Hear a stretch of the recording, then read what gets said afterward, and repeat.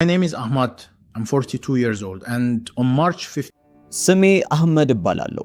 42 ዓመት ሞልቶኛል። በመጋቢት 15 ቀን 2019 ዓመተ ምህረት ሞቼ ነበር። ለረጅም ደቂቃዎች በሞትና በህይወት ከቆየው በኋላ በድንገት እስትንፋሴ ቀጥ አለች። የልብ ምቴ መምታት አቆመ። እስትንፋስም ሆነ የልብ ትርታ ፈጽሞ አልነበረኝም። የሚገርመው ሐኪሞቹ እንኳን ሞተው ብለው ጽፈውልኝ ነበር። ህይወቴን በሙሉ ለእስልምና የተሰጠውና ሃይማኖቴን የማከብር በቀን 5 ጊዜ የምሰግድ ሰው ነኝ። የረመዳን ጾሜንም በአግባቡ እከተልና እጾም ነበር። ሙሉ በሙሉ አላህ ብቻ ነው አንዱ እውነተኛው አምላክ ብዬ ነበር የማምነው። ለረጅም ጊዜ ይህንን እምነቴን ያለ ጥርጣሬ አሳድጌዋለሁ። ነገር ግን አንዲት ጊዜ ይህንን ሁሉ ሐሳቤን ቀየረችው። ሞቼ ከተነሳው በኋላ አላህን ሳይሆን ኢየሱስ ክርስቶስን ነበር ያመሰገንኩት። ይህ አሁን የምነግራችሁ የኔን እጅግ በጣም አስተማሪና አስገራሚ የሆነ ትምህርት ነው። ብዙ እንደምትማሩበት እርግጠኛ ነኝ። በህይወቴ ላይ ባሉ ጠቃሚዎች ነገር በሙሉ እምልላችኋለሁ። አንድም ሳልጨምር አንድም ሳልቀንስ ልነግራችሁ በእግዚአብሔር ፊት ቃል እገባለሁ። ተወልጄ ያደግኩት ጥብቅ በሆኑ በሙስሊም ቤተሰቦች መካከል ነው። በየቀኑ 5 ጊዜ የመስገድ ግዴታ ነበረብን። ሁል ጊዜ ቁርአን እንደተከፈተ ነበር ቤት ውስጥ። ደግሞም የተለያዩ መዝሙሮች ሁል ጊዜ እንደተከፈቱ ናቸው። በተለይም ደግሞ እንደ ረመዳን ጾም ወቅት ያሉ ጾሞች በፍጹም አይዘለሉም። አባቴ ገና የ6 ዓመት ታዳጊ ያለው ነው እንዴት መጸለይ እንዳለብኝና እንዴት መስገድ እንደሚኖርብኝ ያስተማረኝ። ታዲያ 10 ዓመቴ ሲሞላኝ በቁርአን ውስጥ ያሉ ቃሎችን በሙሉ በቃሌ ሸመድዳቸው ነበር። እስልምናን ከሃይማኖትነት ባለፈ ሙሉ በሙሉ ማንነቴን የገነባውበት ስፍራ አደረኩት። በቃ በዚህ በእስልምና ሃይማኖት ዙሪያ እንከን የለሽ የሆነ ሰው ለመሆን ዕለት እጥር ነበር። በአላህ ሙሉ በሙሉና 100% እምነት ነበረኝ። አላህ ብቸኛው እውነተኛ አምላክ እንደሆነና መሐመድም የመጨረሻው የአላህ አፍ እንደነበር ነበር የማምነው። ይህንነቴን ያለ ጥርጥር አሳድጌዋለሁ። ዕለት ፀሐይ ከመውጣቱ በፊት ፋጀሬን አደርሳለሁ። ሌሊት ላይ ደግሞ የዱር ጸሎቴን አደርሳለሁ። ከሰዓት ላይ አሸሬን እጨርሳለሁ። ማግሪብ ደግሞ ልክ ፀሐይ ከመጥለቋ በፊት አደርሳለሁ። ኢሻዬን ደግሞ ሁሉ ጊዜ ምሽት ላይ አደርሳለሁ። በህይወት ዘመኔ አንድም ቀን ቢሆን ከነዚህ ጸሎቶች መካከል አንዱም አምልጠውኝ አያውቁም ነበር። ዙሪያ የነበሩ ሰዎች በሙሉ ይህንን ነገር ስለሚያውቁ ከኔ ትልቅ ነገርን ይጠብቃሉ። ከነሱ በላይ ደግሞ እኔ አጥብቄ ፈልገው ነበር። ምክንያቱም እውነትን እየኖርኩት ያክል ነበር የሚሰማኝ።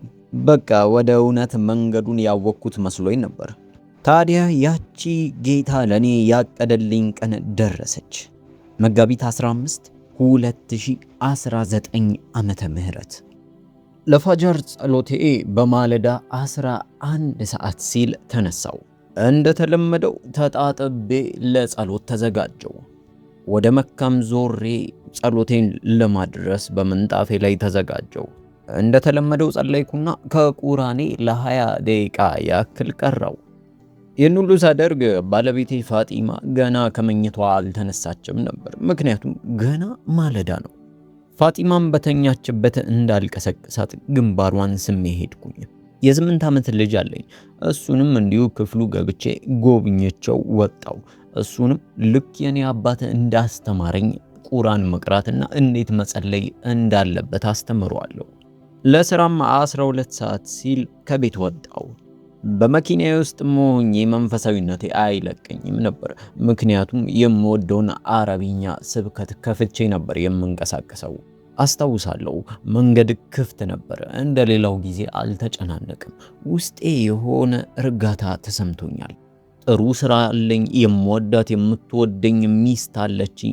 ደግሞም ቆንጆ ጤነኛ የሆኑ ልጆች ነበሩኝ። ሰው ከዚህ በላይ ምን ሊጠይቅ ይችላል? በዚህ ሁሉ እርጋታ ውስጥ ግን ሆኜ ወደፊት የሚመጣውን ነገር ገና አልተገነዘብኩም ነበር። ልሞት እንደምችልና ለሞቴ 3 ሰዓታት ብቻ እንደሚቀረኝ ፍጹም አላወቅኩም። ታዲያ በመንገድ ላይ የተመላለስኩ እየነዳው ሁሌ የማልፈውን አንድ መስቀለኛ መድረስ መንገድ ላይ ደረስኩኝ። በዚህ መንገድ ላይ መብራቱ አረንጓዴ ነበር። የኔ ተራ ስለነበር መኪናዬን አንደኛ ማርሽ ላይ አስገብቼ ወደፊት መሄድ ጀመርኩ። በዚህ ሰዓት ነበር አረንጓዴ መብራት ስለበራ ፍጹም ግራና ቀኝን ለማየት አላሰብኩም ነበር፣ ምክንያቱም የኔ ተራ ነበር። ታዲያ እየነዳውና ፍጥነቴን እየጨመርኩ በመጣው ጊዜ በድንገት በስተግራ በኩል አንድ የጭነት መኪና እየተምዘገዘገ ቀይ መብራት ጥሶ ወደኔ መጣ።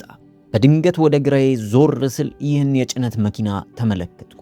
ልክ ሰዓት ቀስ እያለ የሚሄድ ይመስል ነበር። እያየሁት ምንም ማድረግ አልችልም ነበር። ወደፊትም መጣስ አልችልም፣ ወደ ኋላ መመለስ አልችልም። ያለው አማራጭ በዚህ የጭነት መኪና መገጨት ብቻ ነው። በፍጹም ላቆመው አልችልም። ታዲያ በድንጋጤ እግሮቼ ፍሬኑን ጭምቅ አድርገው ያዙት። ነገር ግን ጊዜው ፍሬን የመያዝ አልነበረም። ፍሬን ቢይዝም ጊዜው ረፍዷል። መኪናው መጥቶ በስተግራ በኩል ለተመኝ። ወዲያውኑ መኪናዬ ጭርምትምት ስትል ይታወቀኝ ነበር። በሰዓቱ የተለያዩ ድምጾችን ብቻ ነበር የምሰማው። ይህ ድምፅ አሁንም ይሰማኝ ነበር። ወዲያውኑ ከመኪናዬ መሪ ውስጥ ያ የሚወጣው የእርዳታ ኤርባግ ብትን ብሎ ሲወጣ ተሰማኝ። የመስታወት ድምፅ ልክ እንደ ዝናብ ሲረግፍ ይሰማል። የመኪናው መሪ በሚጫነኝ ሰዓት ህመም ሰውነቴን ሲጫነው ይሰማኝ ነበር። ጭንቅላቴ በግራም በቀኝም በኩል ሲገጫጭ ይሰማኛል። መተንፈስ ወዲያውኑ ሲያቅተኝ ተሰማኝ። የሆነ ነገር ሰንጥቆ ደረቴን እየገባ ያለ ያክል ይሰማኝ ነበር። ያለውበት ስፍራ ውስጥ ከእንደዛ አይነት መንከሽከሽ ድምፅ ውጪ የሚሸተኝ የደም ሽታ ነበር። የራሴው ደም ለጉድ ይጎርፍ ነበር። በጆሮዬ ጩኸቶችን ሰማ ነበር። የኔ ይሁን የሌሎች ሰዎች ይሁን ግን በፍጹም አላውቅም ነበር። ቀስ በቀስ ሽታው የምሰማውና የማየው ነገር እየደበዘዘ እየጨለመ መጣ። ልክ ውሃ ውስጥ ሆኜ እነዚህን ድምጾች እንደምሰማቸው ያክል ነበር የሚሰማኝ። በዛ የሞት ጣሩ ውስጥ ሆኜ ሰዎች በር ለመክፈት ሲታገሉ በጭምጭምታ ይሰማኝ ነበር። እንደምንም ያለኝን አቅም በሙሉ አሟጥቼ በእስልምና የሻህድ ጸሎትን ለመጸለይ እሞክር ነበር። ይህ ጸሎት ማለት የትኛውም እስላም ከመሞቱ በፊት ሊጸልየው የሚገባ የሚባል ጸሎት አይነት ነው። እንደምንም ያንን ቃላቶች ከውስጤ ለማውጣት እየታገልኩኝ አፌ ግን ሊንቀሳቀስልኝም ሆነ ሊታዘዘኝ አልፈለግም ነበር። ከቃላቶች ይልቅ ደም በአፌ ሊወጣ ሲታገል ይሰማኛል። ቀስ በቀስ የሆነ የአምቡላንስ ድምፅ ከሩቅ እየመጣ ይሰማኛል። ይህ ሁሉ ነገር የሚታየኝም የሚሰማኝም የማደርገውም ነገር ልክ በህልም እንዳለው ያክል ነበር የሚሰማኝ። ደመነፍስ ውስጥ የገባው ይመስላል። በኋላም እንደ ድንገት በትንሹ ስነቃ የተለያዩ ሐኪሞች በአምቡላንስ ውስጥ ከተውኝ በማላቀው የሕክምና ቋንቋ ሲጯጯሁ እሰማ ነበር። የሚያወሩት ነገር ግን በፍጹም አይገባኝም። አይኖቼን ለመግለጥ እንኳን ቸገር ነበር። ሰማዩን ማየት አልቻልኩኝም። ዙሪያዬ ያሉትን በአግባቡ ልክ እንደ ድሮ ማየት አልችልም ነበር። ሁሉም ነገር የደበዘዘበት ሰዓት ሆነ። ወዲያውኑ ጭንቅላቴ ውስጥ የመጡት እነዛ የምወዳቸውና የምኩራራባቸው ልጆቼና ሚስቴ ነበረች። ምናልባት ደግሜ አያቸው ይሁን የሚል ጥያቄ ወደ ውስጤ ገባ። በዛ ቅጽበት ውስጥ አንድ ነገር አሰብኩ። በቃ እንደዚህ ነው የምሞተው፣ ከአሁን በኋላ አላህን ላገኘው ነው ብዬ አስብ ነበር። የሰራኋቸው መልካም ስራዎች በቂ ናቸው ብዬ ነበር የማስበው። በህይወቴ ብዙ በጎ አድራጎቶችን ሰርቻለሁ። ብዙ ጾም ያለው ደግሞም የጸሎት ጊዜን አዛንፌ አላውቅም። ስለዚህ ይህ አላህን እንዳየው በቂ ነው ብዬ ነበር ያሰብኩት። በእስልምና ሃይማኖት ውስጥ የሰራችኋቸው መልካም ስራዎች ልክ ከሞታችሁ በኋላ ይመዘናሉ። እነዛ ሚዛኖች በደንብና በአግባቡ የሚደፉ ከሆነ ብቻ ነው ወደ ጀነት ወይም ደግሞ መንግስተ ሰማያት ልትገቡ የምትችሉት። አምቡላንሱ ውስጥ ሆኜ አምቡላንሱ እያክለፈለፈ ሲወስደኝ ይሰማኝ ነበር። ከጎማው ስር የነበሩ መሬቶችን ልክ ዘለል እያለ ሲያልፍ ወዲያውኑ ይታወቀኝ ነበር። እያንዳንዱ ርቀት በሰውነቴ ላይ ህመምን ያመጣ ነበር። ህመሜ እየባሰም ልክ በእንደዛኑ ሰዓት ደግሞ እየሸሸኝ ይመጣል። በስተመጨረሻም እንደዚህ ግራ የገባው ስሜት እየተሰማኝ ወደ ሆስፒታል ደረስን። የተለያዩ ጫጫታዎችና ጋጋታዎች ይሰሙኛል። የሕክምና ልብስ የለበሱ ሰዎች በዙሪያዬ ሲከቡኝ አንዴ ሲመጡ አንዴ ሲሄዱ አያቸዋለሁ። በዙሪያዬ የሚደረጉትን ነገሮች በሙሉ እሰማ ነበር። ነገር ግን ለአንዳቸው ምላሽ መስጠትም ሆነ መመልከት አልችልም ነበር። ሰውነቴ በህመም ተሸማቋል። የተለያዩ እጆች መላ ሰውነቴን ሲነካኩኝና ሲደባብሱኝ ይሰማኛል። ሐኪሞች ሲሯሯጡና የልብ ምት ማሽኑ ሲጮህ ሰማዋለሁ። ያ ሁሉ የህመም መዓት በአንዴ ቀስ እያለ መሄድ ሲጀምር ተሰማኝ። ልክ እንደሚፈስ ውሃ ቀስ እያለ ይሄድ ነበር። በኋላም አንድ ሐኪም እንዲህ ሲል በጭምጭምታ ሰማሁት። ኮድ ሰማያዊ እያጣነው ነው እያለ በተርበተበተ ድምፅ ይናገራል። ይህንን እንደተናገረ የበለጡ እጆች በሰውነቴ ላይ ማረፍ ጀመሩ። የማሽኑ ድምፅ ቀስ እያለ ሲርቀኝ ተሰማኝ። ከዚህ በኋላ የማሽኑ ድምፅ ህይወት የሌለውን ነገር ሲያዳምጥ የሚያወጣውን ቀጥ ያለ ድምፅ ሲያወጣ በቀስታ ተሰማኝ። የሆነ ድምፅ ከርቀት ከብዙ ርቀት ውስጥ ሆኖ ሄዷል፣ ሞቷል የሚል ድምፅ ሰማሁ። የሞትኩበትን ሰዓት ለመመዝገብ 4 ሰዓት ከ47 ብለው ሲነጋገሩ ሰማሁ። እነዚህ ቃላቶች የመጨረሻ የሰማቸው ቃላቶች ናቸው። እነዚህን ቃላቶች ከሰማው በኋላ ወዲያውኑ ነገሮች በሙሉ ተቀያየሩ። ህመሙ ምን የመጣ እንደሚመስል ባላውቅም በድንገት ሙሉ በሙሉ አቆመ። እነዛ ሁሉ ጫጫታ፣ የማሽን ድምጾች፣ ላይ የነበሩ እጆች በሙሉ በአንድ ቅጽበት ውስጥ ሲጠፉ ተሰማኝ። ከዚህ በኋላ ራሴን ድንገት ወደ ላይ እየወጣውን አየር ላይ እንደተንሳፈፍኩኝ ያክል ሲሰማኝ አወቅኩኝ። ምንም አይነት እጅ አልጎተተኝም። ምንም አይነት ሰዎች አልገፉኝም ነበር። ነገር ግን ልክ ሰውነቴ እጅግ በጣም ቀላል እንደሆነች ያክል በአየሩ ላይ ሲንሳፈፍ ተሰማኝ። ልክ ውሃ ውስጥ በነፃነት እንደሚንሳፈፍ ሰው እየተንሳፈፍኩኝ ነበር።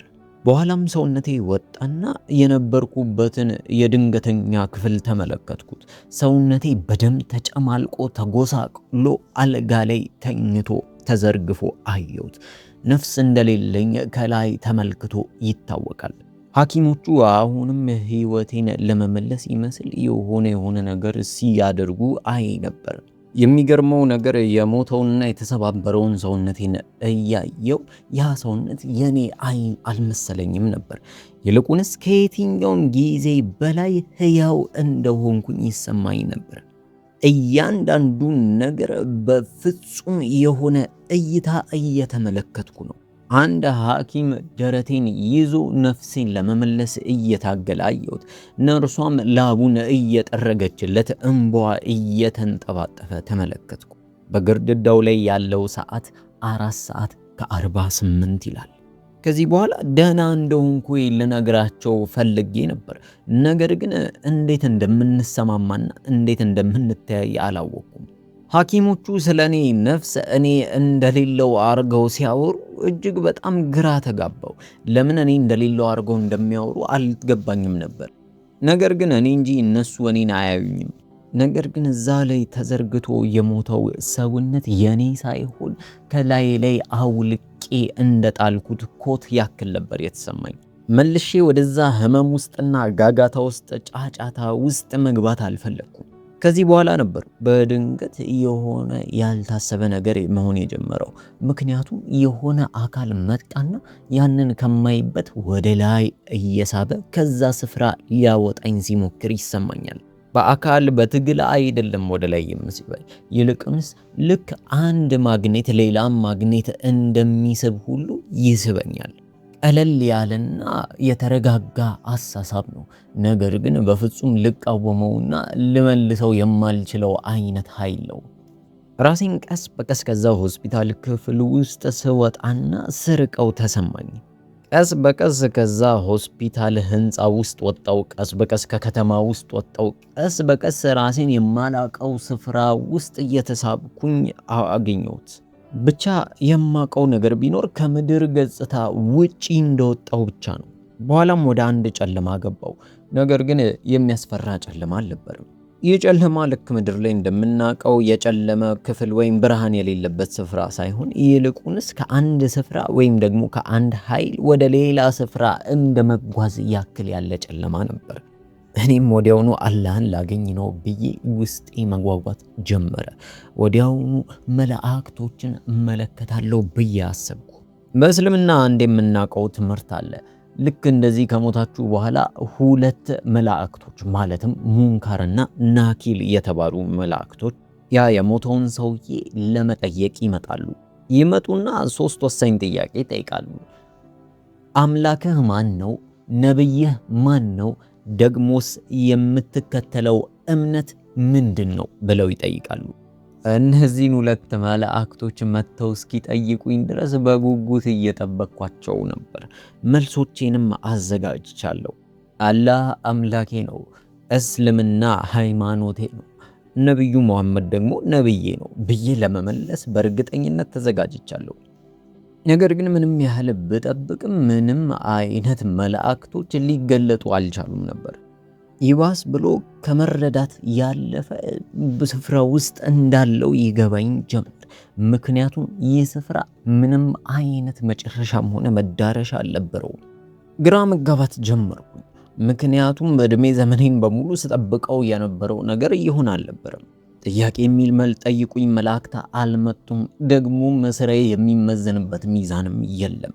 በህይወቴ ለመጀመሪያ ጊዜ ጥርጣሬ ወደ ውስጤ መግባት ጀመረ። ምናልባትም ህይወቴን በሙሉ ስማረውና ሲነገረኝ የነበረው ነገር ስህተት ቢሆንስ ብዬ ማሰብ ጀመርኩ። ምናልባትም ቁርአን ሁሉም መልሶች ባይኖሩትስ አልኩ። ያሰብኩት ሐሳብ ራሴን አስፈራኝ። እንዴትም ብዬ ራሴን በሌላ ሐሳብ ሊይዝ አልቻልኩም ነበር። በዚህ ስፍራ ውስጥ አሁንም እየተንቀሳቀስኩ ነው። በዚህ ስፍራ ውስጥ አንድ ነገር ገባኝ። ምንም አይነት የሰዓት ሁኔታ አልነበረም።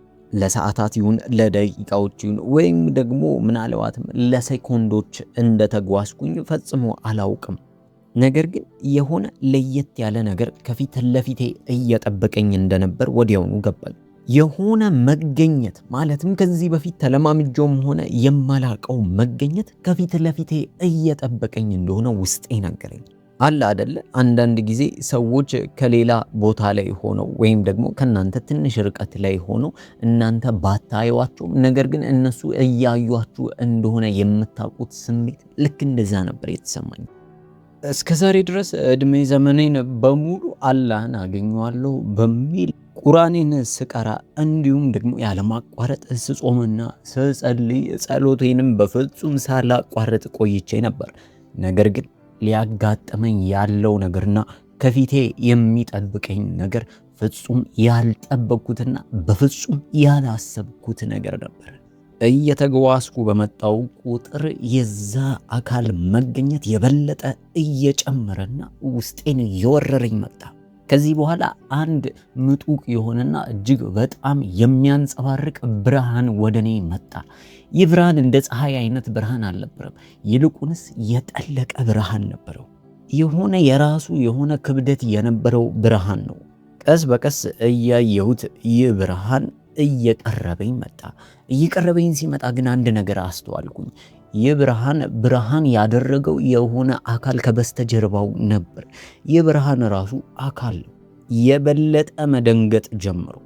ፊት ለፊቴ ያለው አካል ብዙ ነገሮችን ሊቀያየር የሚችል ጠንካራና ኃይለኛ አካል እንደሆነ ያስታውቃል። እስከ ዛሬ ድረስ በህይወት ዘመኔ ነው ብዬ ያሰብኩትን ነገር በሙሉ ሊቀያየር የሚችል አካል እንደሆነ ገባኝ።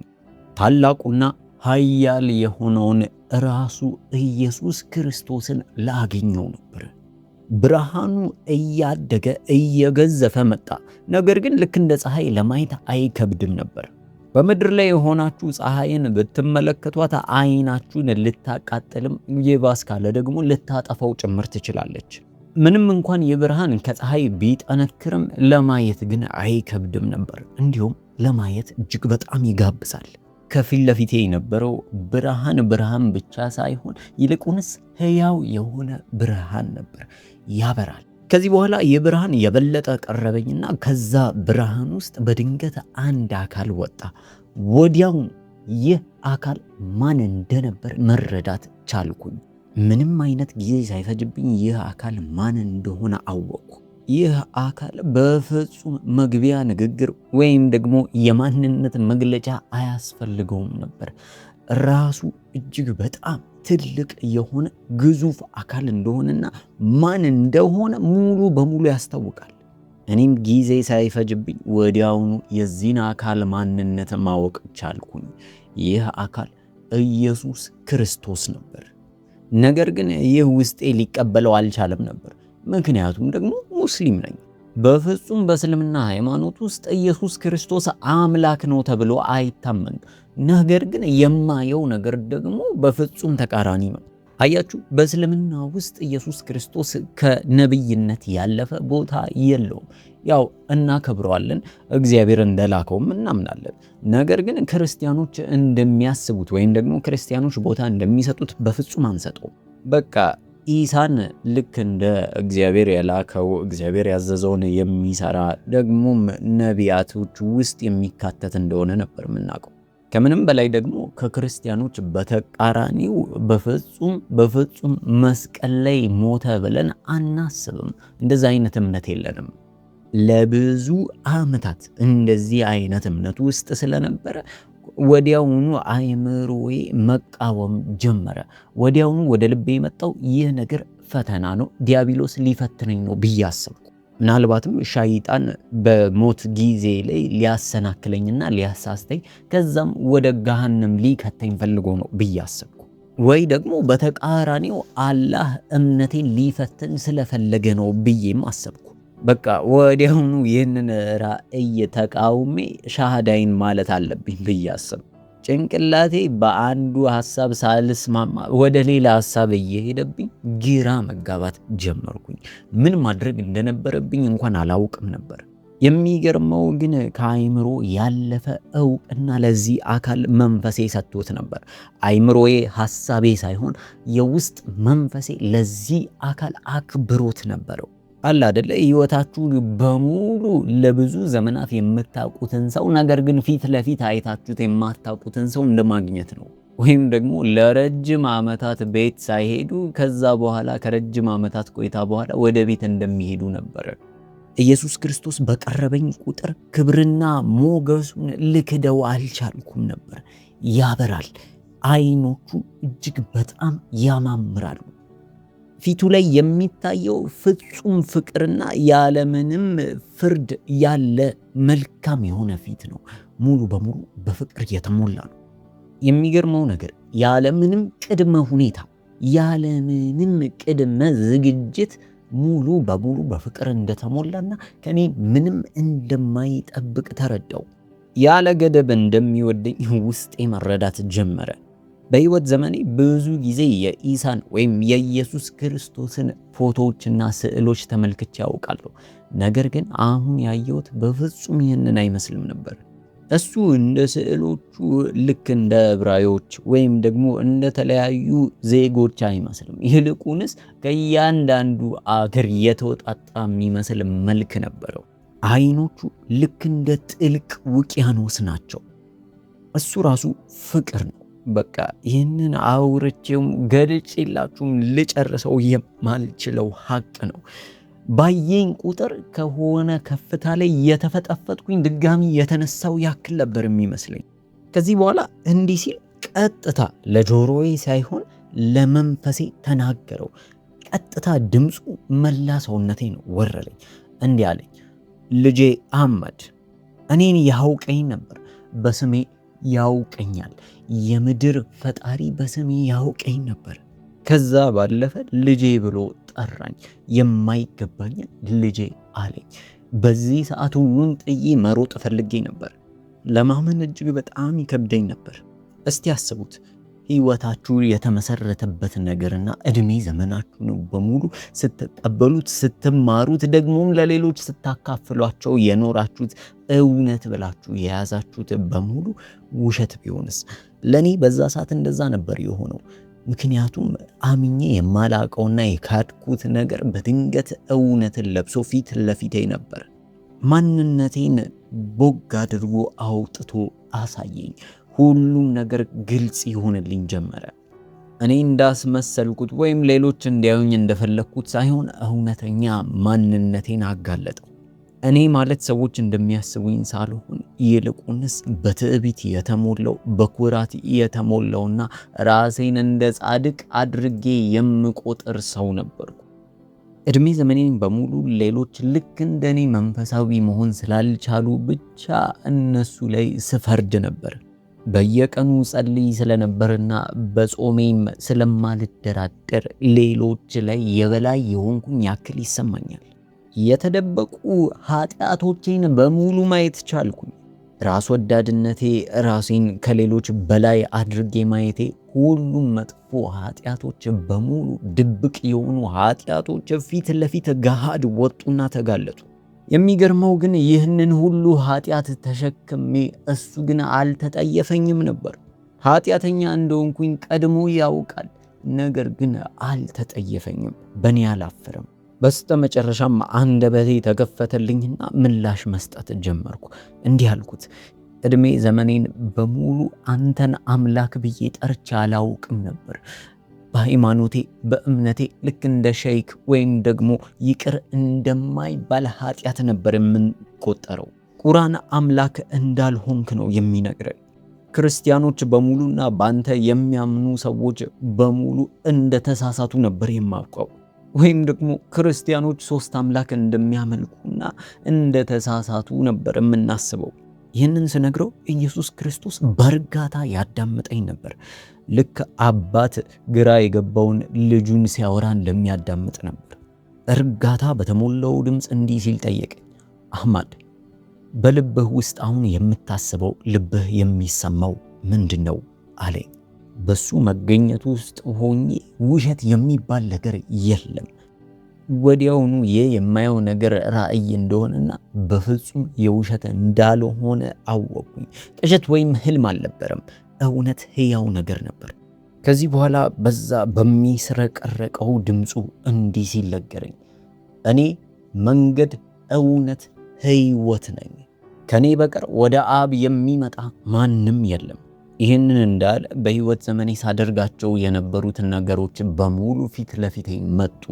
ጥሩ፣ መጥፎ፣ መልካምና ጥሩ ያልሆነው ሳይሆን ይልቁንስ ልክ ታሪኬን ከፊት ለፊቴ እንደማየው ያክል ነበር። ገና ሕፃን ልጅ ሆኜ ለመጸለይ ስሞክርና ለመጸለይ ስማራየው ከአባቴ ጋር የቁርአን ቃላቶችን እየተለማመድኩና እየሸመደድኩኝ ውስጤ እግዚአብሔርን ለማስደሰት የነበረ እውነተኛና ትክክለኛ ቅናት ነበር። ይህንን እያየው ኢየሱስ እንዲህ ሲል ነገረኝ፣ እያንዳንዱ የጸለይካቸው ጸሎቶች ወደ እኔ ደርሰዋል። ለእኔ እንደሆነ ባታቅም በልጅነት የጸለይካቸውን ጸሎቶች ሰምቻለሁ አለኝ። ከዚህ በኋላ እያንዳንዱ በህይወቴ ላይ የነበሩ ወሳኝ ቀኖችን ተመለከትኩኝ። ከትምህርት ቤት ጨርሼ ስመረቅ፣ የሰርግ ቀኔ፣ ልጆቼ ሲወለዱ፣ የደስታና የሐዘን ቀኖችን በሙሉ ተመለከትኩ። በእያንዳንዱ የህይወት ጉዞዎቼ ውስጥ ኢየሱስ ክርስቶስ አብሮኝ ነበር። እኔ ግን አላወቅኩም። በዛ ሁሉ ጊዜ ውስጥ ኢየሱስ ክርስቶስ አልተቆጣኝም ወይም ደግሞ አልተናደደብኝም ነበር።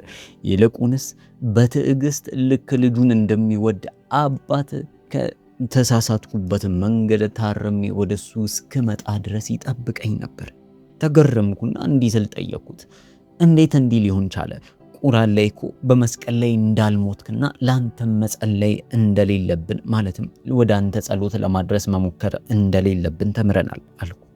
ኢየሱስ መለሰና እንዲህ አለ፣ ቁርአን የተጻፈው እኔ ከሄድኩኝ ከ600 ዓመት በኋላ ነው። እኔ ግን ከዛ ጊዜ ጀምሮ ለአንተ ስል ደሜን አፍስሻለሁ። አንተ ወደ እኔ እንድትቀርብ ስል ተመትቻለሁ፣ ተደብድቤያለሁ። ለአንተ ለልጄ ስል ደሜን አፍስሻለሁ፣ ሞትን ሞቼ ድል ነስቻለሁ አለ። ይህንን በሚያወራ ጊዜ እኔ በውስጤ የሆነ የማላቀው መለኮታዊ የሆነ መረዳት ውስጤ ይጫን ነበር። መቼም ቢሆን ይገባኛል ብዬ የማላስበው አንድ ጥልቅ እውነትን ተረዳው። ለካስ ሥላሴ ማለት ሶስት አምላኮች፣ የተለያዩ አምላኮች ማለት አይደለም። ይልቁንስ አንድ አምላክ በሶስት አምሳል ማለት ነው። አለ አይደለ? ልክ ውሃ ፈሳሽ መሆን እንደሚችል፣ ጠጣር መሆን እንደሚችል፣ እንዲሁም ደግሞ በአየር ላይ ተበትኖ ልክ እንደ ጋዝ መሆን እንደሚችለው ማለት ነው። አንድ ውሃ ሆኖ ነገር ግን ሶስት አይነት መሆን የሚችል ወይም ደግሞ ልክ እንደ ሰው አንድ ሰው አባት መሆን ይችላል፣ ወንድም መሆን ይችላል፣ እንዲሁም ልጅ መሆን ይችላል። አንድ ሰው ነው፣ ነገር ግን ሶስት ባህሪያቶች አሉት ወይም ደግሞ ሶስት ማንነት አለው። ይህንን የእውነት በሰው አይምሮ በዚች ትንሽ አይምሮአችን ልንረዳው ይከብዳል። ይልቁንስ መንፈስ ቅዱስና እግዚአብሔር ይህን መረዳት ውስጣችን እንዲገባ ሊረዳን ይገባል። በውስጥ አንድ ሀሳብ መጣ። እንዴት ቁራን ሊሳሳት ቻለ? ቁራን ላይ እንደ መሐመድ ያለ መቼም እንደማይኖርና የመጨረሻው የተላከልን ነብይ እንደሆነ ይነግረናል። እንዴት ኢየሱስ ከሱ የበለጠ ኃይል ይኖረዋል ብዬ ማሰብ ጀመርኩኝ። ወዲያውኑ ኢየሱስ ክርስቶስ እንዲህ ሲል ተናገረ። ድምፁ ግርማ ሞገሳም ነው። እኔ አልፋና ኦሜጋ የመጀመሪያና የመጨረሻ ነኝ። እኔ አብርሃም ከመኖሩ በፊት ነበርኩ። ምድርና መላውን ፈጥሬያለሁ። እኔ ከእግዚአብሔር ጋር ያለው ቃል ነኝ። እኔ ነቢያቶች በሙሉ ሲያወሩለት የነበርኩት ኢየሱስ ክርስቶስ ነኝ። ምድር ስትጠባበቀው የነበረው እውነት ነኝ። እኔ ወደ ምድር የመጣሁት ሃይማኖትን ልመሰርት አይደለም፣ ይልቁንስ ፈርሶ የነበረውን የእግዚአብሔርና የሰው ልጅ ድልድይ ላድስ እንጂ። ከዚህ በኋላ ሙሉ በሙሉ በእስልምና ሃይማኖት ውስጥ እየነበርኩ የነበረኝን አስተሳሰብ የሚሰነጣጥቅ አንድ እውነት ተናገረ። እስከ ዛሬ ድረስ ስለማመደው የነበረውን ልምምዶችና እውነቱን ገልጦ አሳየኝ። በእስልምና ሃይማኖት ውስጥ ሆኜ ድነትን በስራዬ ላገኝ ፈልጌ ነበር። ማለትም በቀን 5 ጊዜ በመጸለይና በመጾም ላገኘው ፈልግ ነበር። እንደምንም እያልኩኝ የመልካምነት ሚዛኔን ለማመዘን የምችለውን ጥረት በሙሉ በምድር ላይ ያለው ሞክራለሁ። በዚህ መሃል ነበር ኢየሱስ ክርስቶስ ከጸጋ ጋር ያስተዋወቀኝ። ድነትን ማግኘት የምችለው በራሴ ሰርቼ በራሴ አቅም ሳይሆን እኔ አቅመ ቢሱ በእግዚአብሔር ጸጋ በኩል ነው። ኢየሱስ እንዲህ አለኝ፣ አህመድ ፍቅሬን ወይም ደግሞ ምህረቴን ለማግኘት መስራት ከንቱ ነው። ምክንያቱም እንዲሁ በነፃ ሰጥቻለሁ። አንተ ባታቆም ሁል ጊዜ ግን አብሮህ ነበር። ይህንን ያገኘኸው መልካም ሥራ ስለሰራህ ወይም ደግሞ መልካም ሰው ስለሆንክ አይደለም፣ ነገር ግን እኔ ልወድህ ስለመረጥኩ ነው። ድነት የሚገኘው በሥራ አይደለም፣ ይልቁንስ እኔ ቀድሜ በከፈልኩልህ ዋጋ የምታገኘው ነው። ዕድሜ ዘመኔን በሙሉ መልካም ለመስራት የተጣጣርኩት ነገሮች በሙሉ አሳዘኑኝ። ነገር ግን ይህንን ሸክም ለብዙ ዓመታት ተሸክሜው ነበር።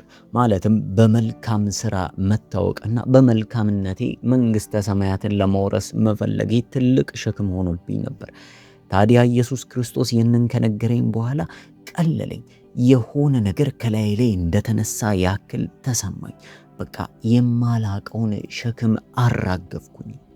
ኢየሱስ ክርስቶስ እንዲሁ በነፃ ስለማረኝና እንዲሁ በነፃ ሊቀበለኝ ሊወደኝ መፈለጉ እጅግ በጣም አረካኝ። በሕይወቴ ላይ ስላሉ ነገሮች፣ ስለሚሆኑ ነገሮችና እኔ ብቻ ላውቃቸው የምችላቸውን የግል ጉዳይን በሙሉ ነገረኝ።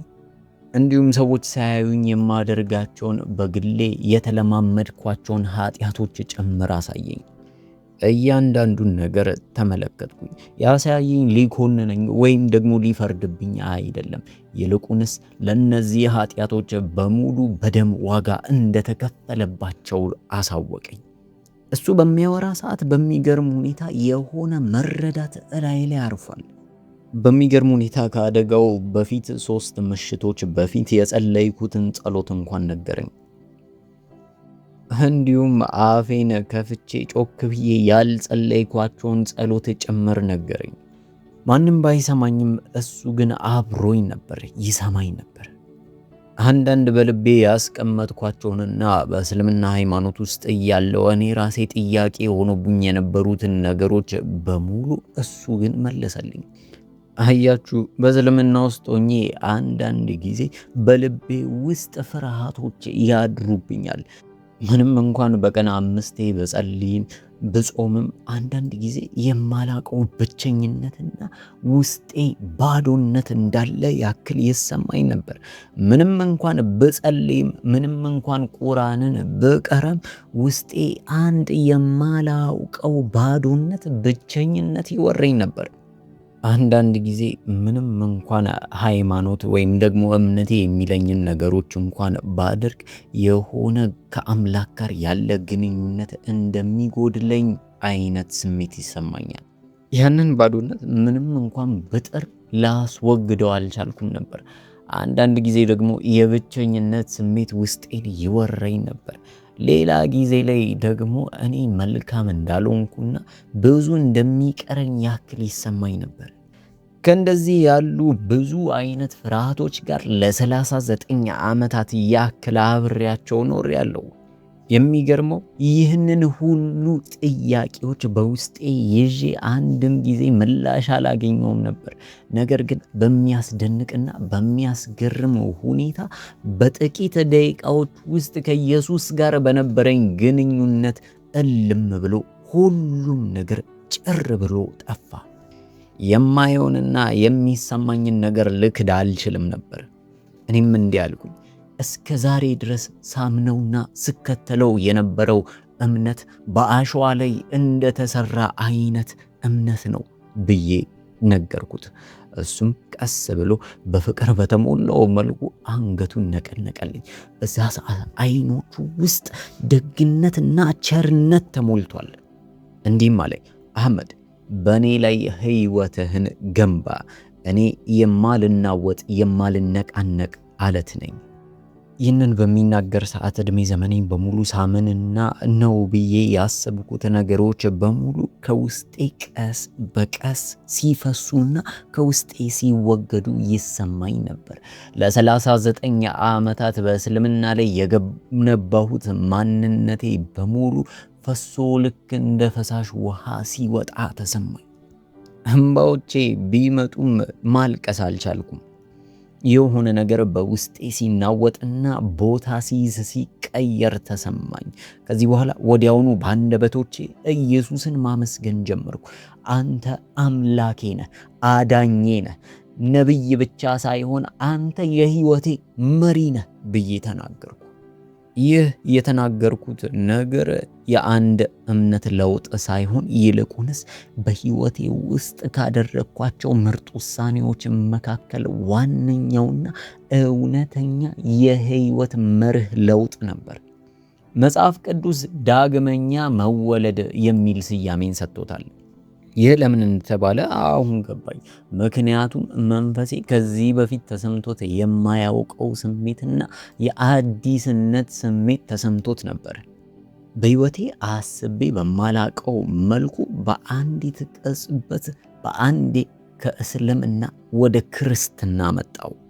እምነቴን ያስቀየረኝ ግዴታ ሳይሆን ይልቁንስ በራእይ ተመልክቼ ነው። አስገድዶኝ ወይም ደግሞ ተናግሮኝ አይደለም። ይልቁንስ በውዴታዬ ያደረኩት ነገር ነው። እድለኛ ሆኜ ሕያው የሆነውንና እውነተኛውን አምላክ ፊት ለፊት የማግኘት እድሉ ነበረኝ። ኢየሱስ ክርስቶስ በተዋበ ፈገግታ እንዲህ ሲል ነገረኝ፣ አህመድ አንተ ማለት ለኔ ልጄ ነህ። ሁሌም ልጄ ነበርክ። ጠፍተህ የነበርክ የተገኘህ ልጅ ነህ። አሁን ትክክለኛው ቤትህ ነህ። እሱ በነበረበት መገኘቱ ውስጥ ለዘላለም በሆንና ከዚህ ስፍራ ባልሄድ ደስተኛ ነበርኩ። በዚህ ስፍራ ላይ ሁሉም ነገር የተዋበ ነበር። በዚህ ስፍራ ላይ ሙሉነት ይሰማኝ ነበር። ተሰምቶኝ የማያውቀው ሙሉነት ይሰማል። እውነተኛ ሰላም ነበር። ከዚህ በኋላ ኢየሱስ ክርስቶስ በዓላማ ሊሞላኝ የሚችል አንድ ነገርን ተናገረኝ። እንዲህ አለኝ፣ አማድ መመለስ አለብህ። እኔም ወዲያውኑ እባክህ ኢየሱስ ሆይ ወደዛ ስፍራ እንዳትመልሰኝ፣ ሁል ጊዜ ካንተ ጋር መሆን እፈልጋለሁ፣ ልለይህ አልፈልግም አልኩ። በሕይወቴ ለመጀመሪያ ጊዜ እውነትን አግኝቻለሁ። በሕይወቴ ለመጀመሪያ ጊዜ እውነተኛ ቤቴን አግኝቻለሁ። እባክህ ጌታ ሆይ ወደዛ እንድመለስ እንዳታደርገኝ ብዬ ለመንኩት። እሱም ቀጠልና ቤተሰብህ ያየኸውን ነገር ሊያውቅ ይገባል። የምታገለግላቸው ሰዎችና አብረውህ ያሉ ሰዎች እውነቱን ሊረዱና ሊያውቁ ይገባል። በአንተ በኩል ብዙዎች እውነትን ያውቃሉ። በአንተ በኩል ብዙዎች ነፃ ይወጣሉ። በአንተ በኩል ብዙዎችን እታደጋለሁ አለኝ። ከዚህ በኋላ ግን ሊመጣብኝ የሚችሉትን ብዙ መከራዎችም አሳወቀኝ። የተለያዩ መቃወሞች ይደርሱብኛል። ደግሞም ብዙ ሰዎች ጥላቻቸውን ያሳድሩብኛል። ከብዙ ሰዎች እገለላለሁ፣ ከማህበረሰብ እገለላለሁ። ይህ እንደሚመጣብኝ ወዲያውኑ ውስጤ ነግረኝ ነበር። በሰዓቱ ብዙም አልተረዳውም ነበር። ነገር ግን ብዙ ነገሮችና ብዙ ችግሮች ይህንን በማመኔ ምክንያት ሊመጣ እንደሚችል መረዳት አይከብድም ነበር። ኢየሱስም ቀድሞ ነገረኝ። ስለ እኔ በምትመሰክር ጊዜ እኔ ከጎንህ ነኝ። ነገር ግን ሚስትህ ጥላህ ትሄዳለች። እናትህ ዓይንህን ልታይ አትፈልግም። ከማህበረሰብ ትገለላለህ። ልጆችህ እንኳን ሳይቀሩ እየጠሉህ እንዲያድጉ ይደረጋሉ። አንዳንዶች ይህንን ምስክርነት ስለሰጠ ብቻ ሊገሉህ ይፈልጋሉ። ለዚህ ዝግጁ ነህ አለኝ። ይህን ሲያወራ ኢየሱስ ክርስቶስ በመስቀል ላይ የሰራልኝን ሥራ ተመለከቱ። ያንን እያየው በፍጹም እምቢ ልለው አልችልም ነበር። እሱ ለኔ ለኃጢአተኛው ሊሞትልኝ ከፈለገ፣ ለኔ ለኃጢአተኛው ነፍሱን ከሰጠኝ እኔ እንዴት እምቢ ልለው እችላለሁ? የመጣው ይምጣ አልኩ። እውነትን አይቻለሁ። እንዴት ወደ ኋላ ልመለስ እችላለሁ? እንዴትስ ከዚህ በኋላ ላስመስል እችላለሁ? የማቀውን ነገር አይቼ ዝም ልል አልችልም። ኢየሱስ እንዲህ አለኝ፣ አንተ በነበርክበት እምነት ውስጥ ያሉ ብዙ ሰዎች በውስጣቸው ብዙ ጥያቄዎችንና ባዶነትን ይዘዋሉ። እነሱም በሙሉ በአንተ በኩል እታደጋቸዋለሁ አለኝ። ይህንን እንዳወራ ወዲያውኑ አንድ ስበት ወደ ኋላ ሲስበኝ ተሰማኝ። እንደ ቀድሞ ቀለል ያለ ወይም ደግሞ ልክ በውሃ ላይ እንደመንሳፈፍ ሳይሆን በዚህ ሰዓት የነበረው ስበት እጅግ በጣም ጠንካራና ኃይለኛ ነበር። ልክ እየሳበኝ ሳለ ከዛ ብርሃን እየራቁ እንደሆነ ገባኝ። ወዲያውኑ አንድ ድምፅ ወደ እኔ መጣ። እኔ ካንተ ጋር ነኝና አትፍራ፣ አትደንግጥ አለኝ። ድምፁ ወዲያውኑ ያስተጋባ ነበር። ከውጪ የሚሰማ ማስተጋባት ሳይሆን ከውስጤ የነበረ ማስተጋባት ነበር። እኔም ራሴን በኃይለኛ ፍጥነት ቁልቁል ስምዘገዘግ አገኘሁት። ወዲያውኑ ራሴን ያገኘሁት በዛ በሆስፒታል ስፍራ ውስጥ ነው። ወዲያውኑ በፍጥነት ወደ ሰውነቴ ውስጥ ስገባ ተሰማኝ። በእያንዳንዱ የሰውነት ክፍሌ ውስጥ ከባድ የሆነ ህመም ይሰራጭ ጀመር። ቀድሞ ይሰማኝ የነበረው ህመም 2 እጥፍ ሆኖ ያመኝ ጀመረ። መተንፈስ አቃተኝ። ወዲያውኑ ትንፋሽ አጠረኝ። የሆነ ነገር ወደ ስጋዬ እንደገባ ያክል ነበር የተሰማኝ። ወዲያውኑ አየር እንዳጠረው ሰው በከባዱ እየተነፈስኩኝ፣ በተነፈስኩ ቁጥር ደግሞ እያመመኝ ነበር። ወዲያውኑ ያ ሁካታ፣ ጫጫታ፣ የዶክተሮች ትግል መስማትና ማየት ጀመርኩ። የተለያዩ እጆች በድጋሚ በሰውነቴ ላይ ይሄዱ ነበር። ልብ ምቱ ተመልሷል እየተባባሉ ሲጮሁ ይሰማኛል። ሐኪሞቹ እኔን እያዩ እጅግ በጣም ተደናግጠው ነበር። ምክንያቱም ይህ ሰው ሞቷል፣ በፍጹም አይነሳም ብለው ያሰቡት ሰው ነበርኩኝ። ከሞት ነበር የመጣሁት። አንዱ ሐኪም ፍጥጥ ብሎ በድንጋጤ ቆሞ ይመለከተኝ ነበር። ልክ ጣረ ሞት እንዳየ ነበር የሆነው። ራሱ ሞቷል ብሎ የሞት ሰዓቴን የተናገረው ሐኪም አሁን ላይ ስተነፍስ ሲያየኝ እጅግ በጣም ደንግጦ ነበር። ትሰማናለህ እያሉ አይኔን ግልጥ አድርገው መብራት እያበሩብኝ ነበር። እባክህ ስምህን ልትነግረን ትችላለህ ይሉኛል። እያቃሰትኩኝ ነበር። እንደምንም አንደበቴን ከፍቼ ለማውራት እየሞከርኩኝ ነበር። አፌን ከፍቼ ለማውራት ሞከርኩኝ። ከአንደበቴ የወጣው ነገር ግን ሁሉንም አስደነገጣቸው። እኔ ራሱ እንዴት ያንን እንዳልኩኝ አሁን ድረስ ሳስበው ይገርመኛል። እንዲህ ብዬ እያቃሰትኩኝ በጣሩ ውስጥ ሆኜ ተናገሩ። ኢየሱስ ክርስቶስ እሱ ነው ያዳነኝ። ያክሙኝ የነበሩና ዙሪያዬ የነበሩ ሐኪሞች በሙሉ በግራ መጋባት ይመለከቱኝ ጀመረ። መደናገጥና ግራ የመጋባት ስሜት ይታይባቸዋል። በተቆራረጠ ድምፅ ያልኩትን ነገር ችላ ለማለት እየሞከሩ ይቅርታ፣ በአደጋ ውስጥ ነበርክ። አሁን ያለው ሆስፒታል ውስጥ ነው። ዛሬ ቀኑ ስንት እንደሆነ ታውቃለህ አሉኝ። እኔ ግን ያለ ማቋረጥ ደጋግሜ ኢየሱስ ጌታ ነው እላለሁ። እሱ አድኖኛል፣ እሱ ታድጎኛል፣ እሱ አምላኬ ነው። ደጋግሜ እነዚህን ቃላቶች እንደ ምላሽ እጠቀም ነበር። ታዲያ እነርሷ በዚህ ሰዓት አሁን በደመነፍስ ውስጥ ነው ያለው፣ የሚያወራውን ነገር አያውቅም አለች።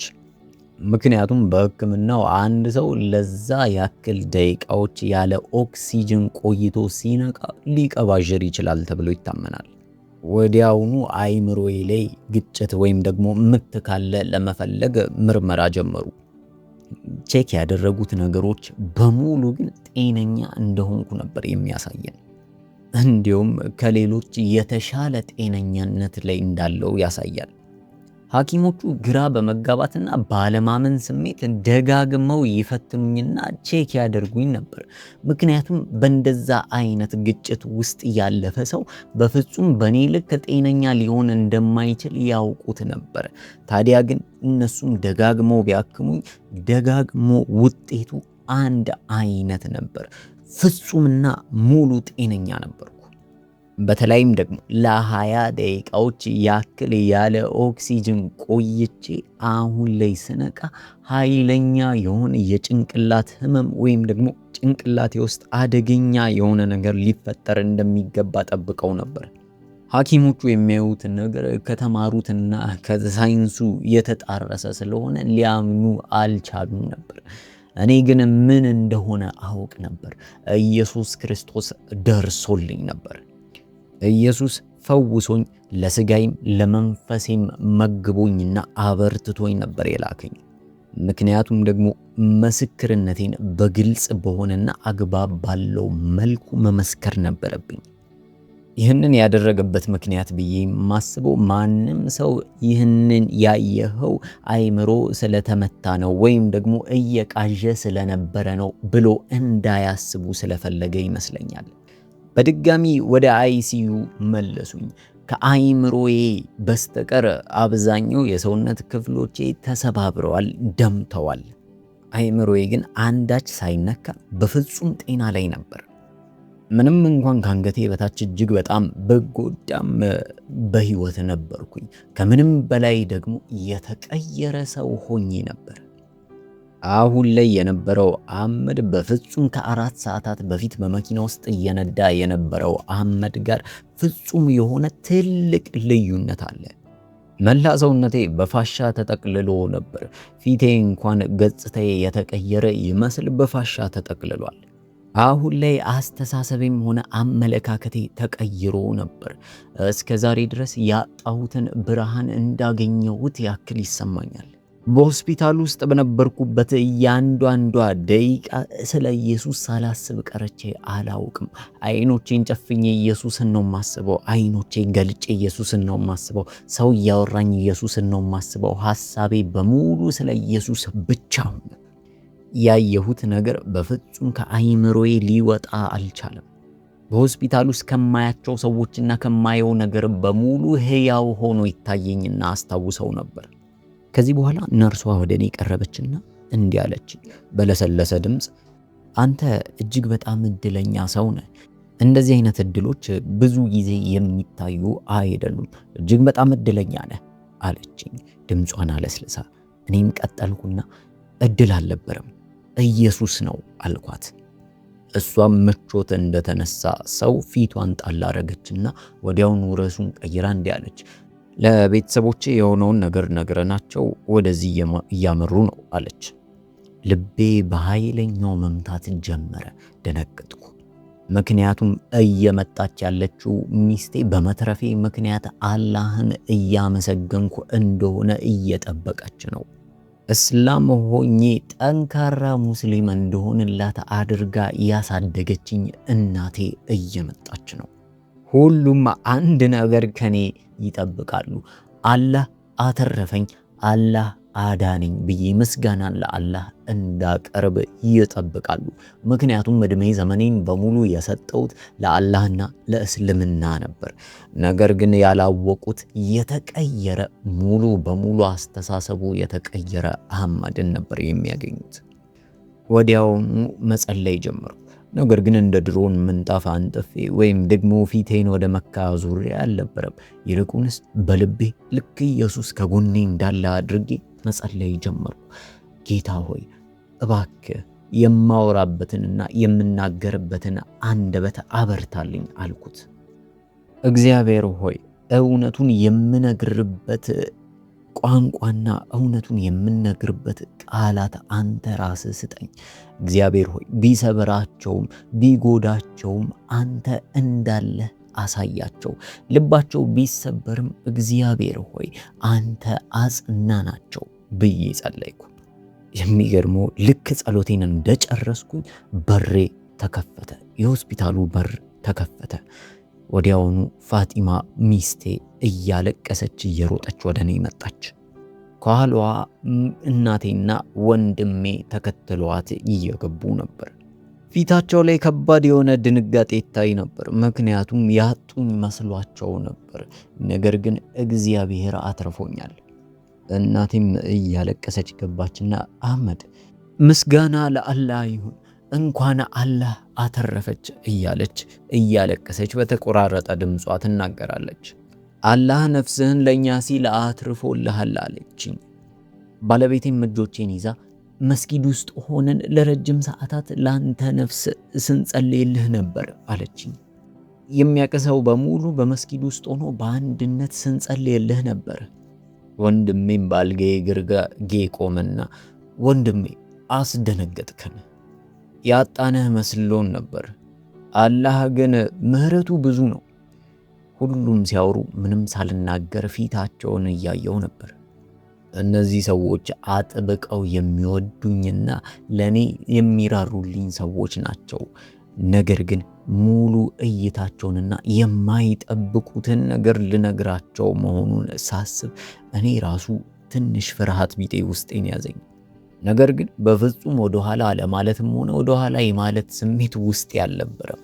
ወዲያውኑ በድፍረት መናገር ጀመርኩ። አንድ ነገር ልነግራችሁ እፈልጋለሁ። እነሱም በዝምታ የምናገረውን ነገር መጠባበቅ ጀመሩ።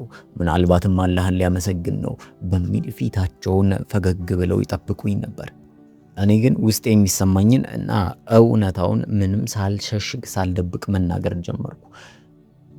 በዚህ ሆስፒታል ውስጥ በነበርኩበት ሰዓት ሞቼ ነበር። ማለትም ለ20 ደቂቃ ያክል ልብ ምቴ ቀጥ ብሎ ነበር። በእነዚህ 20 ደቂቃዎች ውስጥ ግን ኢየሱስ ክርስቶስን አግኝቼው ነበር። እውነቱን በሙሉ አሳይቶኛል። ኢየሱስ ክርስቶስ እስከ ዛሬ ድረስ የሳትነውን እውነት በሙሉ ገልጦ አሳይቶኛል እያልኩ እናገር ነበር። በዚህ ሰዓት የሶስቱን ፊት መቀያየር ሲጀምር አየው።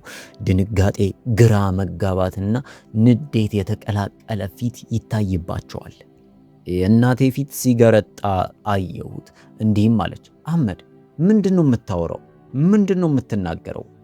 መድኃኒቶቹ ተደራርበው የምታወራውን ነገር አታውቅም መሰለኝ አለችኝ። እኔም መለስኩና እናቴ የምናገረውን በሙሉ አውቃለሁ። በሕይወቴ እንደዚህ ግልጽ ሆኖ የታየኝ ነገር የለም። ሁሉንም ነገር ተመልክቻለሁ። ኢየሱስ ክርስቶስ ሕያው ነው። ኢየሱስ ክርስቶስ እውነት፣ ሕይወትና መንገድ ነው። ሊያውም ብቸኛ እውነት፣ ሕይወት፣ መንገድ ነው። እሱ ነቢይ ብቻ አይደለም፣ ይልቁንስ እሱ አምላክ ነው። ለእኛ ኃጢአት ሲል ሞቷል፣ ደግሞ ሞትን ድል ነስቶ ተነስቷል።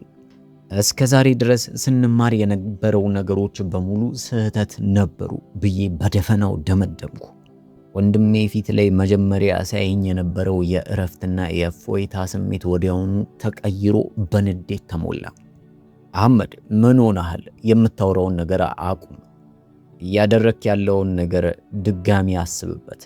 የማይሻረውንና ይቅር የማይባለውን ኃጢአት እየሰራህ ነው። እኔም መለስኩና ያየሁትን ነገር ልክድ አልችልም። ሕያው የሆነውን አምላክ ፊት ለፊት አግኝቼዋለሁ። ስሙ ኢየሱስ ክርስቶስ ይባላል። እሱ አምላክና አዳኝ ነው።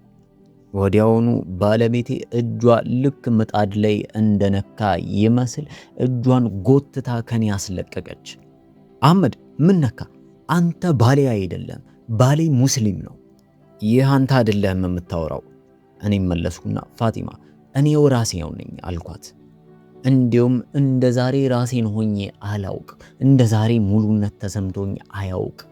አሁን ነፃ የወጣው ሰው ነኝ። ኢየሱስ ክርስቶስ ነፃ አውጥቶኛል። ኢየሱስ ክርስቶስ እያንዳንዱ የጸለይናቸው ጸሎት፣ የጾምናቸው ጾሞች ወይም ደግሞ የሰራናቸው መልካም ስራዎች ሊያድኑን እንደማይችሉ አሳይቶኛል አልኳት። ሊያድነን የሚችለው ብቸኛው ነገር የሱ ጸጋ ብቻ ነው። የሱ ደም ብቻ ነው የኛን ኃጢአት ይቅር ሊል የሚችለው አልኩኝ። በዚህ ሰዓት ጮክ ብላ እናቴ ስታለቅስ ሰማኋት። ይህ ለቅሷ የደስታ ሳይሆን የሐዘንና የፍራቻ ለቅሶ ነው። አይሆንም፣ እባክህ በዚህ ንግግርህ ምክንያት ወደ ገሃነም እንድትገባ አልፈልግም። አሁኑኑ ሻሃዳን ተናገር አለች። ድምጿ ይቆራረጣል። እሷ ተናግራ ሳትጨርስ ወንድሜ በመሃል ገባ። እባክህ ዲያብሎስ እያታለለ ነው፣ ሰይጣን እያታለለ ነው። አሁኑኑ ሻሃዳን በልና ንስሐ ግባ አለኝ። ምንም እንኳን ካንገቴ በታች እየታመምኩ ቢሆንም እንደምንም እየማቀኩኝ ተናገርኩኝ። እባካችሁ አድምጡኝ፣ እኔ ከልቤ እያወራኋችሁ ነው። ያየሁትና የቀመስኩትን እየመሰከርኩላችሁ ነው። ይህ እንዲሆንብኝ ወይ ደግሞ እንዲሆንልኝ አልመረጥኩም። ነገር ግን በኢየሱስ ክርስቶስ መገኘት ፊት ስትቆሙና ኢየሱስ ክርስቶስን ፊት ለፊት ስታገኙት በፍጹም ልትተውት ወይም ደግሞ ልትክዱት አትችሉም አልኩ። ያየሁትና የቀመስኩትን ነገር ከምክድ ይልቅ ብሞት ይሻለኛል ብዬ በድፍረት ተናገርኩኝ። በዚህም ሰዓት ሚስቴ ከዚህ በላይ መስማት አልፈለገችም ነበር። ብድግ ብላ ተነሳችና ከክፍሉ ወጣች። ከካሃዲ ጋር ልኖር አልችልም። ልጆቼን በድካሃዲ ላሳድግ አልፈልግም። አንተ ካሁን በኋላ ለእኔ ሞታል እያለች እየተናገረች ወጣች። እነዚህ ቃላቶች ምናልባትም ከመኪናው አደጋ በላይ ያሙ ነበር። ፋጢማ እባክሽን እወድሻለሁ፣ በጣም እወድሻለሁ። ልጆቻችንን እወዳቸዋለሁ። አባቶኜ ላሳድጋቸው እፈልጋለሁ። ነገር ግን ካየሁትና ከቀመስኩት እውነት ሊበልጥ አይችልም አልኩ። ይህንን እንዳልኩ ግን እሷ እርቃ ሄዳ ነበር። እሷ ብቻ ሳትሆን እናቴም ወንድሜም እናቴ እያለቀሰች እሱም እያባበላት ወጡ። ወንድሜም በሩ ላይ ቆማልና በዚህ ውሳኔ ግን እርግጠኛ ነህ? ይህ ውሳኔ ሊገሉ የሚችሉ ሰዎችን ሊያስነሳብህ እንደሚችል አታውቅም አለኝ። እኔም በተረጋጋ መንፈስ አው ኢየሱስ ክርስቶስ ሊሆን የሚችለውን ነገሮች በሙሉ ነግሮኛል አልኩት።